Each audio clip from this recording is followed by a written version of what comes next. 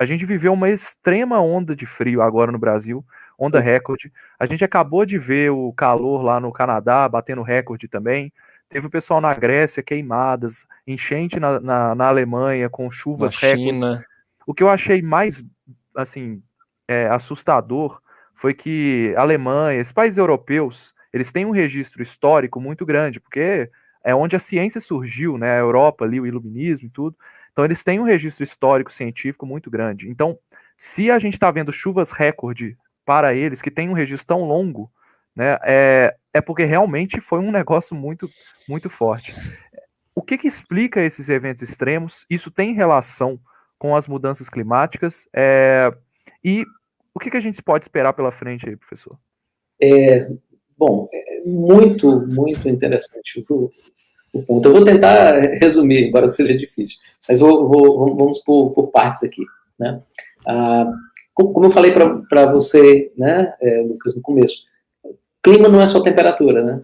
É distribuição de eventos, né, a probabilidade de eventos. E hoje a gente sabe que de cada 5 ondas de calor, 4 não aconteceriam sem o aquecimento global de 1,2 graus Celsius em relação ao período pré-industrial. Esse é o tamanho da mudança. Estrago.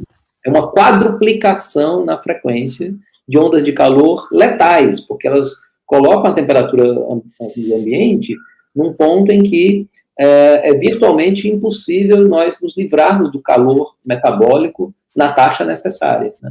Peraí, então isso é com 1 grau, 1,2 graus... 1,2 graus. E a cada a conta é mais ou menos a seguinte, tem um artigo que saiu, eu acho que foi na Science 2015, que analisa extremos tanto de temperatura quanto de precipitação. Depois eu posso até passar para a gente colocar, de repente, nos comentários, né? Que ele basicamente analisou essas estatísticas e ficou mostrado o seguinte, que a cada grau Celsius você triplica a frequência das ondas de calor. Então, isso é com 1,2 graus. Com 2 graus é 9 vezes. E assim por diante. Né? Eventos extremos de precipitação. 40% de aumento nos eventos de precipitação a cada grau. Né? Essa também é estatística de observações. Isso não é puramente modelagem. O que acontece, no entanto, é o seguinte, é que isso tem uma causa muito bem específica. Depois a gente fala do frio, vou falar do frio, estou guardando o frio aqui para o final, não esqueci dele não. Né? Até porque isso é só para vocês, eu aqui estou morrendo de calor, gente.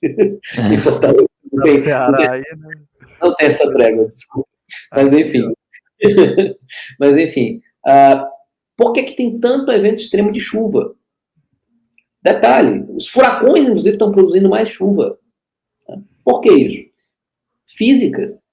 Né? Na termodinâmica, a gente tem uma equação chamada equação de Clausius-Clapeyron, que basicamente é a equação que diz quanto vapor pode caber no ar, né? Até o ar saturar e aí começar, né, a condensação. Deixa eu ver. O que acontece, né, quando você tira um objeto gelado, né, da geladeira, vai condensar aqui porque está frio. Quanto mais quente tiver a atmosfera, mais vapor vai caber dentro dela. Tá? Basicamente, a estimativa é, a cada grau Celsius, você tem de 6 a 7% a mais de vapor, né, podendo se acumular na atmosfera. Isso tem um reflexo duplo aí. Primeiro é o seguinte, é que a atmosfera fica mais sedenta, né? Ela fica sendo capaz de tirar mais água da superfície. Então, períodos secos vão ser exacerbados justamente porque as taxas de evaporação e evapotranspiração vão aumentar, já que a atmosfera vai arrancar mais vapor d'água da superfície para saciar essa sede extra. O problema é o seguinte, é que em algum momento, esse vapor, né, pode ser transportado para cima, transportado para uma região um pouco mais fria, né? Enfim, pela dinâmica da atmosfera, esse vapor a mais, ele vai chegar numa região em que ele vai condensar. E agora você tem mais matéria-prima para produzir o quê? Nuvens de tempestade, furacões, etc. Então, os dois extremos ficam exacerbados. De secas, de um lado, e obviamente isso favorece, né, o calor extremo, incêndios, porque você, né, justamente com um clima mais seco, você aumenta a flamabilidade da matéria orgânica, e extremos de chuva do outro lado. A grande questão aí onde é que entra o frio, né? Porque que aí eu tenho certeza que vocês e uma parcela talvez importante do público esteja interessado nisso.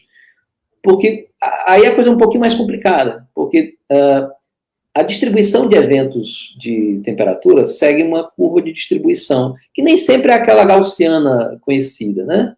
Aquela distribuição normal, como a gente chama, mas é parecida, né? Se você tiver simplesmente o aquecimento global arrastando essa distribuição toda para valores mais quentes, né, puxando a média, você ia ter um aumento sensível dos eventos quentes, é o que a gente espera, e uma redução sensível dos eventos frios. Sim. Primeiro caso acontece. Muito, obviamente, como eu falei, você tem 4 vezes mais ondas de calor hoje. Mas os eventos de frio, eles têm diminuído, os recordes de frio, isso também é uma comprovação, verificação estatística, mas não na mesma velocidade. E alguns eventos extremos de frio, muito severos, continuam aparecendo. Aí você pode dizer, mas qual é a questão, então? É que a curva, ela não apenas se desloca, mas ela se achata, ela se espalha.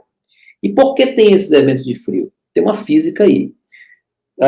Tanto no hemisfério norte como no hemisfério sul, o ar dos polos, ele fica, em geral, retido, né, mantido preso ali, ao redor do polo, por uma circulação que a gente chama de vórtice polar. Obviamente não dá para a gente explicar, entrar nos detalhes aí, sim, mas isso tem a ver com o efeito de Coriolis, que é da rotação da Terra. Já está muito complicado para mim. Está muito complicado. Mas, enfim, isso basicamente tem a ver com a diferença de aquecimento, a diferença de temperatura entre Equador e Polo.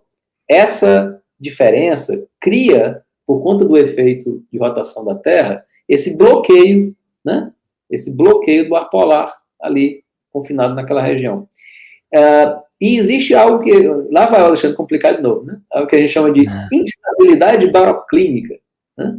Que são ondas. Instabilidade o quê? Baroclínica. Baroclínica? Pô, isso aí parece nome de saúde. Tá. Pois é, mas enfim, né? O que é que acontece? São ondas, são perturbações nesse vórtice, né? Nessa circulação. E aí o que acontece é que algumas dessas perturbações vão justamente permitir, como é uma ondinha, trazer ar frio para latitudes baixas, isso, o ar polar, e levar ar quente para latitudes mais altas. Ponto aí. Aquecimento global, ele não é por igual. Sabe onde é que está esquentando mais? Nos polos, principalmente no Ártico. Uhum. Por isso que esse fenômeno dos eventos muito fortes de frio, a gente começou a presenciar, a enxergar mais lá primeiro. Né?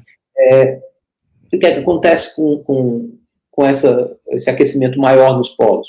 O gradiente de temperatura se reduz, a capacidade da atmosfera de manter o ar polar preso diminui, e aí o ar polar, mesmo ele estando um pouquinho mais quente do que ele costumava ser, ele agora penetra em latitudes mais baixas de maneira mais eficiente.